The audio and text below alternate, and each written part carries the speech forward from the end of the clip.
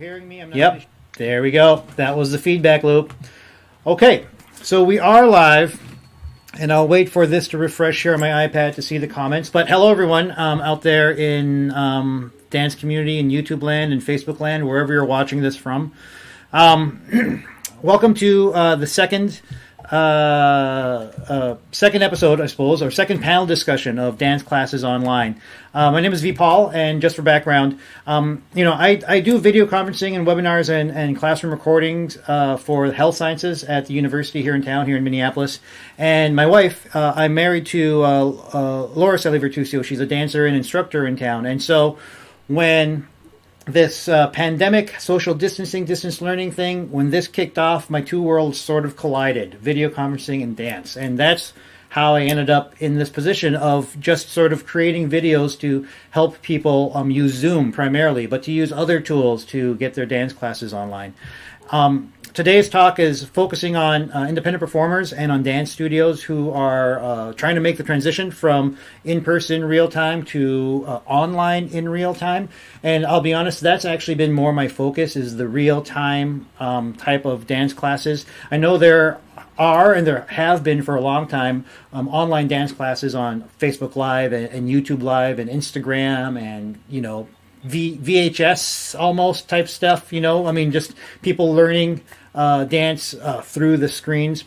But the thing about real time that, gets me is the fact that there is a relationship being formed between the teacher and the participants, and there's feedback, there's an opportunity to build community, there's kind of a real-time sharing of knowledge, and dance is the challenge of it, of dance in an online sort of environment, is that it's all about community, it's about humanity, it's about connection, and how do you do that from an in the same space, breathing the same air type of situation to online, looking at electrons and pixels, right?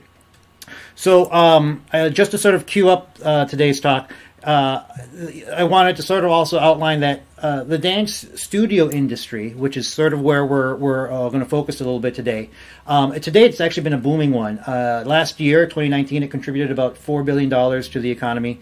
There are more than 51,000 dance studios across the country, and not to count the countless thousands of independent artists who are doing private lessons and small group work and working in a freelance manner doing dance classes. It's enjoyed, the dance studio industry, it enjoys annual growth for the last, from what I've been reading, for the last 10 years since the last recession. It averages maybe 1.4% growth annually, and part of that is because of the popularization of dance in the media. In the same last decade, things like So You Think You Can Dance and Dancing with the Stars, and if you think ballroom and you think contemporary and you think competitions and you think commercials, a lot of that dance has sort of made it into everyone's living rooms. And then the other part actually of the growth, and this I kind of thought was interesting, is according to some statistics, that millennial women make up a large part of the customer base for the fitness-based dance industry. And this is, when I say millennial, we need to sort of be accurate. These are people in their 30s, so they're professionals, they're out in the working world, and as opposed to the millennials that keep getting blamed for things in the media as if they were still 18 or 19.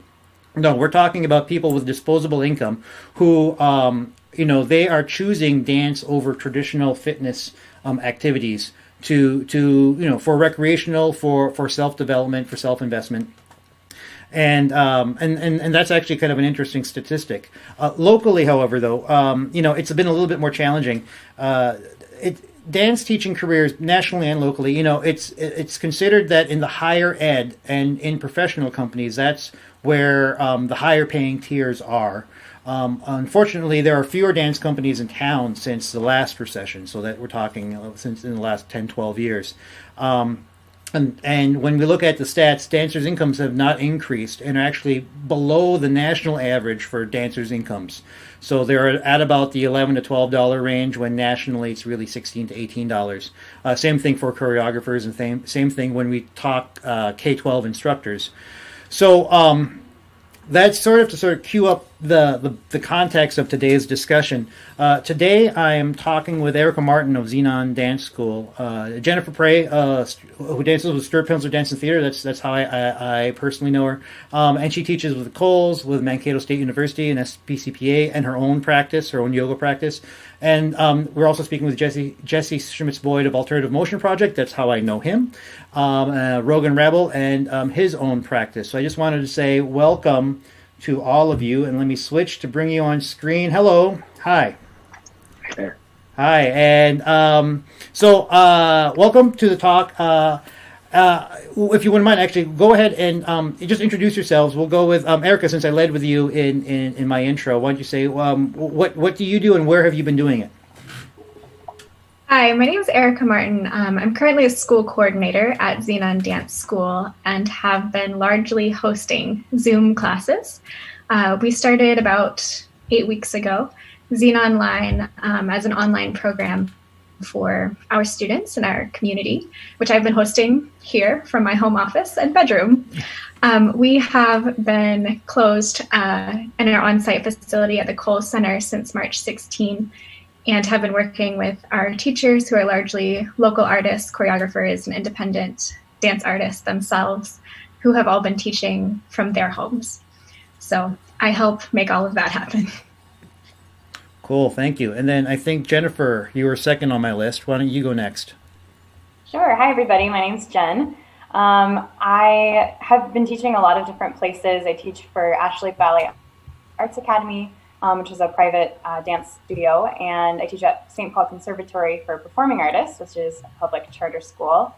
I also have my own online offerings with yoga and dance classes geared towards adults, and I've been guest teaching for a couple different places as well in the last month or so, and almost all of that has happened in my living room. I roll up my rug, move the couch out of the way, and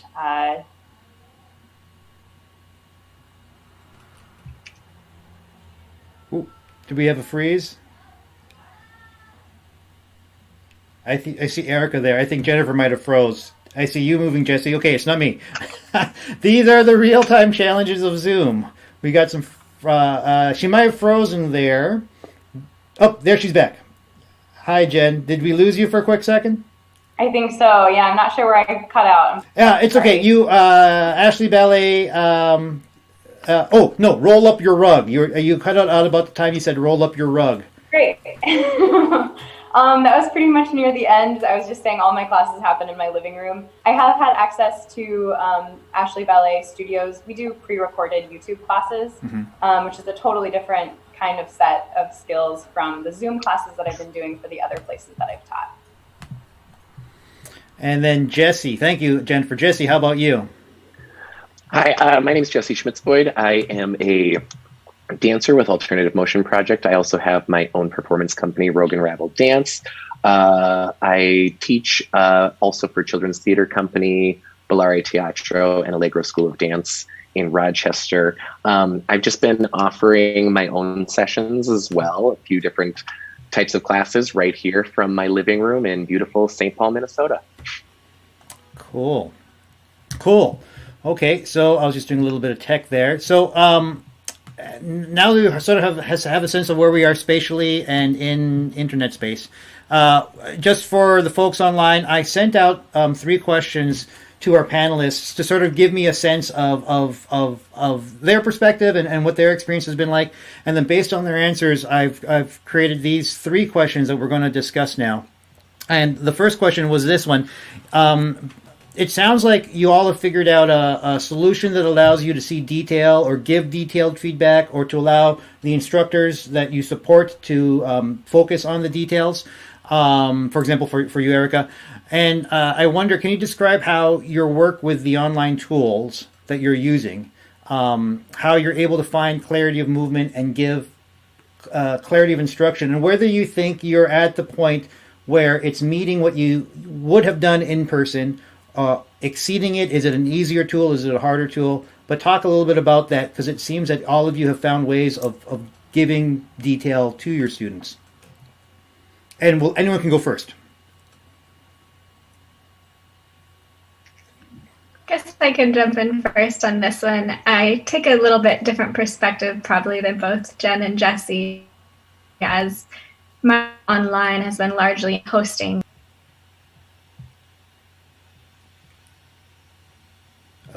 To focus on exactly finding that detail and being able to give. So I should mention, I myself am also a teacher and choreographer, even though I'm not currently doing that on an online format.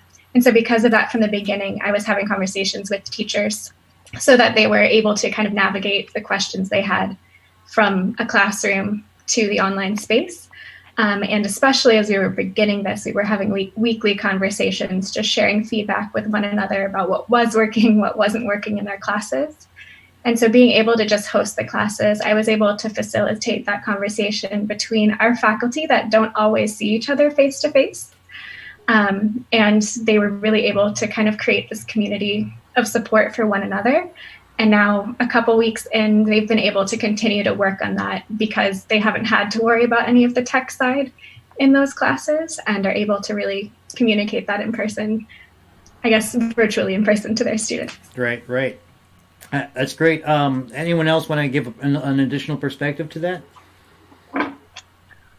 I will say that there is, I feel like perhaps this was one of the areas that was easier to kind of move into this digital space for me. The ability to move while observing is kind of innate in a lot of dance teachers, but I find kind of one of my biggest struggles is to really be able to see everything that's happening with everybody at one time. I feel like I've had to take a little bit of a step to the side to really focus on people in a much more individual manner than necessarily seeing kind of broad strokes throughout the class. And Jen, I'll go ahead. Yeah, go ahead. With detail-wise, something that has been nice about Zoom versus pre-recorded classes is that I can actually see, sometimes very small, depending on how big my class is, see my students. And as I've gotten more comfortable with the technology, I've shifted towards giving combinations and then just sitting and watching as my students dance instead of early on I was doing a lot more demonstrating and dancing with them because I was thinking that they needed that visual feedback. But I think there's something really empowering for a student when they don't have to look at me on a screen to dance. And so that has meant that I've simplified my class structure. We do a lot more repetitive combinations, things that they can remember and build upon. So that they really can dance just hearing the music and not have to look at the screen for visual cues. And that allows me to then try to get in and see where are the common threads that I can give some corrections on. Sure. And I'm going to break away a little bit, and because this seems like there's another sense of commonality going on here. You all were able to sort of adjust the content you're delivering, or in terms of the support for the instructors that you're coordinating for, Erika, they were able to sort of adjust the content to suit better the space they're in and the online tools they're using. I think, Jesse, in one of your answers, actually, you talk about for some of your kids' lessons that you're able to sort of adjust. So what and you also, and Jesse, this will go to you actually too, but the others, I'd like to hear your answer. It was an easy transition, you say, to go into the online world and make these adjustments. I'm wondering, how did all of you figure out where adjustments needed to be made in order to better suit the space you're in and the online tool that you're using, so that students are still getting either the feedback or the attention that they want or need?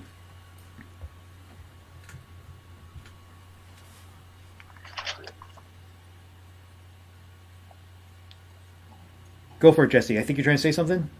Yeah, I was going to say I'd say probably the I'm sorry, I kind of lost my train of thought there. I'll be right with you. That's okay. Anybody else that want to talk about the way, the process for making the adjustments in real time, and discovering that last week you did this week we need to do it better or differently to suit the technology or the space? Mm-hmm. Something that's helped me, at first I was actually had access to a dance studio that I was teaching these classes in. And I actually found that I felt more effective if I was in my own small space, because my students, when they would log on to these Zoom classes, some of them have barely the size of like a kitchen table of space. Mm-hmm. And so when I'm in a more limited space, I know like, oh, we probably can't do this combination that moves. And so trying to adapt phrase work so that they still feel like they're moving and breaking a sweat. Like, how do you do that in a really, really small space? So something for me is adapting that so that I was teaching in a confined space. And I learned a lot pretty quickly from making that change. Sure. That's interesting. Erika. My experience is actually very similar to Jen's. While I wasn't teaching the classes, I made a pretty big effort from the beginning to at least take once each one of the classes that I was helping to host.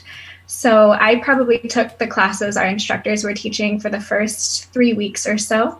So I was able to actively be a student participant in their classes and give feedback from that perspective. We also definitely, in addition to having feedback between the instructors, we also did ask for feedback from our students, either immediately at the end of our classes or by email that way. And we were able to adjust week to week. It's something we still, I would say, adjust class to class. And right now we're hosting 10 classes a week online, each with a different instructor or a different style of class. And I would say even amongst those 10 classes, every single class is completely different, just as it would be in person when you're teaching a different set of students each week. Those classes also tend to be different and adaptable. So I think instructors have been very used to, as have students, making those adjustments in real time. We're just now also making those adjustments with the technology rather just in how we deliver the information in class. Sure. Cool. I will say there have been several times where I've done a dress rehearsal for the class just to make sure that I have all my technology really kind of set in the most kind of optimal way. So I have found a couple close friends who I will jump on with for maybe a few minutes before the class starts to just be like, is my audio correct? How's the lighting in here? Can you hear me? How does my voice sound? Does it sound great? Thanks. And then from there, kind of just also dialoguing with people who are attending the classes to see what's good for them. And then I also really make the effort to let people who are taking the class know that if they need something, to flag me down, and I will try my best to get them whatever that happens to be. So yeah, I'd say those are the main ways that I'm making adjustments class to class. You know, I love hearing that from a tech point of view. I love the notion that people are sort of dry running or testing things out beforehand. I'm a big proponent of that for anyone doing any sort of online work. But one of the things I sort of like to sort of just tie together, I think, Jennifer, you had this in one of your responses, chit-chat in the lobby, but come ready to dance, but then realizing that people need to sort of still have some social community, so you're not quite that strict with the whole be ready to go right at time. I like the idea that, well, for example, with Jesse, if you're doing your sound check with your students, and that's the time they get to open up their mics and talk back to each other, that kind of helps build community, while on the instructor side of it, you're doing a sound check. And that sort of kills two birds with one stone, so to speak. And so I like the idea, primarily because I'm all about always testing gear. It doesn't matter if it worked last week, it might fail this week, which is a perfect example of why I was late today. And then just the fact that students now, they want that community. And sort of moving into the second question, the community part of it. Well, so dance it's very much communal, but it's not just a pastime. You know, it's not. I know there was a lot of dance that sort of just all of a sudden appeared as free dance. You've got nothing to do. Why don't you dance with us today? And there are celebrity versions of that, and people who might not have thought about teaching but needed an outlet and had access to a cell phone and Instagram, they all of a sudden started teaching, which is great. But it's also a business and it's a source of income for a lot of folks. And I sort of outlined that at the top of the show here, that dance studio is an industry. And so for small businesses that rely on personal interaction, conducting transactions online is kind of daunting, because, you know, you have that lobby over at Zenon, and you get to talk with people when they register for class or make their payments about stuff, and that kind of relationship sort of helps sort of oil or grease the business side of it. And when you don't have the ability to talk to people in person, sometimes I imagined for a small business it's more challenging to attract students. Maybe it's challenging to keep them, to have them come back. Creating online portals maybe creates a barrier of some sorts for folks who are trying to just get to your class. And I know, Jen, you mentioned that it's for some of your classes it's pay as able. This is the way you do it because you sort of want to reduce the barrier, but you also want to reflect that, well, this is income and this is a living. And Erika, you mentioned that as well, that it was important for Zenon to be able to pay its instructors, and so you wanted to keep with the tuition type model as opposed to how a lot of people were doing free stuff in the beginning when they weren't even teaching before, just to sort of pass the time. And Jesse, I think you're a pay as able too, is what I see on your ads as well. So the question is, how, now that we're 2 months into this, how are you converting the access to your artistry, from I just need exposure to get my name out to an income earner? Are you able to transition more of your students into paying students, for example, or are you finding it's become easier, or what's kind of been the experience over the last 2 months? Well, I'll say just kind of, I feel like everything in our world right now, it's really coming in waves. There are days that people really need and want to have this kind of experience to dance. And then I know that there are days that people need something completely different. The reason I do pay as you like or pay as able is to, once again, break down those initial barriers and hopefully by me kind of giving that concession of, I know $15 for a dance class online might not be in your worldview right now. But just hopefully offering pay as you can or pay as you like, that there might be a future buy-in, especially considering we don't exactly know how long this format is going to be our primary format. I'd say that was probably my main reason for a pay as you like model. Yeah, I'm similar with the pay as able, and I even framed mine as pay it forward. So I encourage people who, especially I found in the first 2 weeks of the lockdown, there's just this outpouring of where can I put my energy and my finances and my resources. So people would take a yoga or a dance class with me and then add in an extra $2, and that enabled, and I'd reach out to folks, especially other artists, people I knew who had lost jobs, and say, hey, there's people are donating extra so that you can take class. Because I do think that even with donation models, people still feel well, what if I don't donate, then I'll feel bad. So to your point, Paul, I think it is really important that we don't diminish what we offer. It is of worth. A lot of people have been teaching in this field for many, many, many years. A lot of us have degrees in it. And so to just give it away, that was something I actually heard a lot of just in passing conversations when people would ask about, my jobs. You're like, oh, you could just, teach free classes on, online. And it's well, that's right. But it's not, I'm not going to give away that resource completely for free. So finding that line with the people that are able to pay and support it, I think gives them a sense of greater appreciation for what the class is too. Yeah, 100%. I resonate with a lot of what both of you said. Definitely the value of our artists was kind of forefront as Zenon was making some of those decisions. And we chose never to drop the tuition for our students because we also did not drop the pay rate for our instructors. And so even though we are significantly reduced into how many classes we have a week, how many students we have a week, almost down to 25% of what we usually would run, we never changed how we were taking care of our instructors because we prioritize their art and we want the students to feel the same way about it. That being said, obviously it's a financially difficult time for a lot of people. A lot of what Jesse said was something Zenon also tried to take into consideration. We were we're a little different as a business and as a nonprofit business, where we started having these conversations at the beginning from sustainability. But as a nonprofit, we also do serve a community. And so we did create kind of a support for reduced classes and things like that, that we were able to kind of roll out right away for students who did need that additional financial support. You also mentioned something interesting at the very beginning with that front desk service that we no longer have. As an organization, we were very lucky and very privileged to have a lot of resources online already, that we could actually take payments online because we already had those services available to us as an organization that many individual artists don't have. The one difference, though, is we also use our front desk as a volunteer exchange service. So a lot of our students that help at Zenon with the front desk work also earn free classes for that.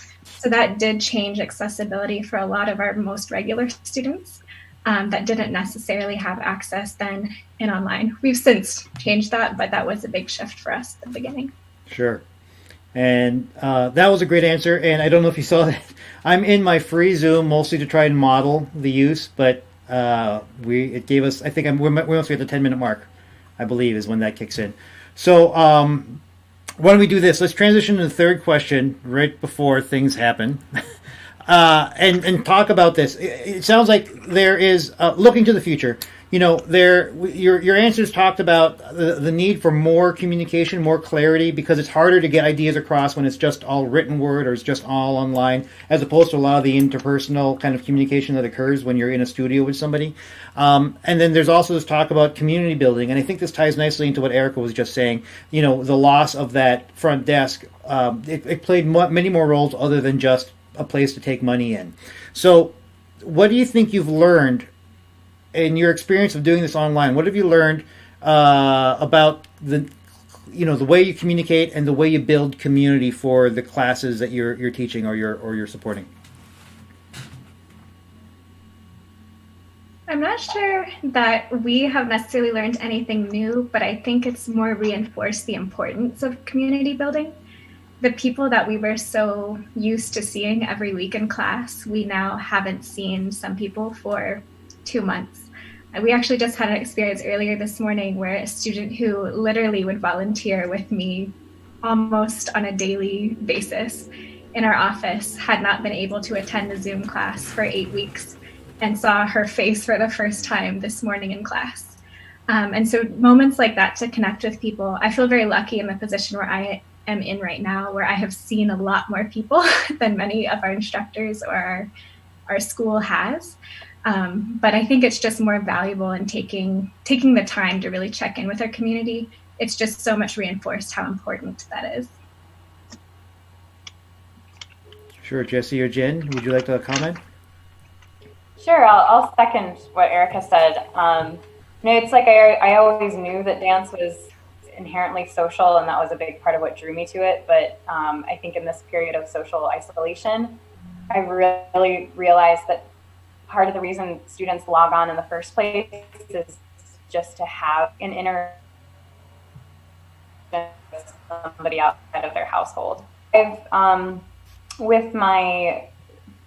all of my classes, I preface them as say, like, we'll do a quick check-in, and then I teach, and then I offer to stay on for another 5-10 minutes for people just to chat if they want to. And that's been really good. And there's often students who are consistently wanting to stay on just to have a conversation, to talk in depth about something that they experienced in class.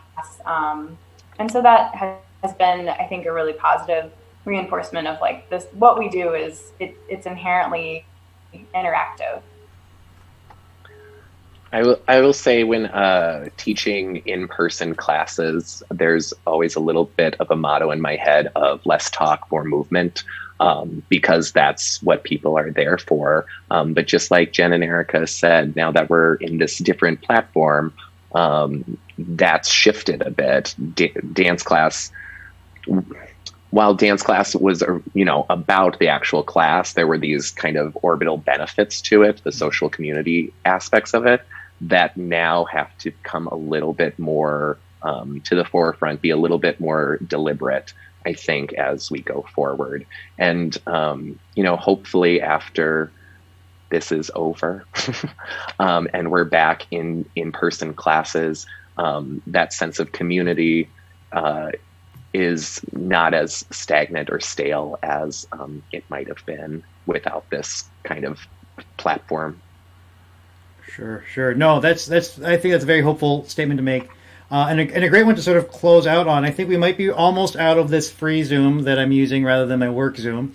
So let me just say, first of all, thank you to the three of you for participating. I think it was great to sort of hear your perspectives on all of this.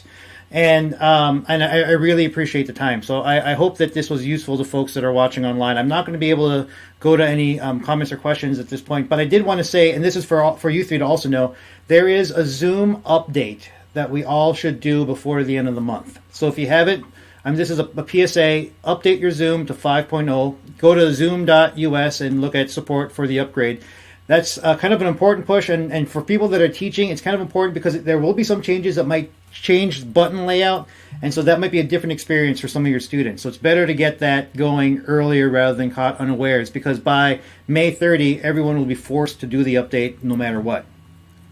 I did want to sort of point that out. But other than that, I think we are also at time. We're at 32 minutes, and this is really meant to only be a 30-minute chat. So thank you, you three. Good luck with everything online. I'm very happy whenever I see your postings about stuff. I know I don't actually take the classes, but I love that they exist. So thank you. Good luck, and to everyone else online, stay safe. And I hope my videos have been helpful to you. And take care. Take care of each other. I'm gonna close out the Zoom, and I will say bye to everybody. Thank you.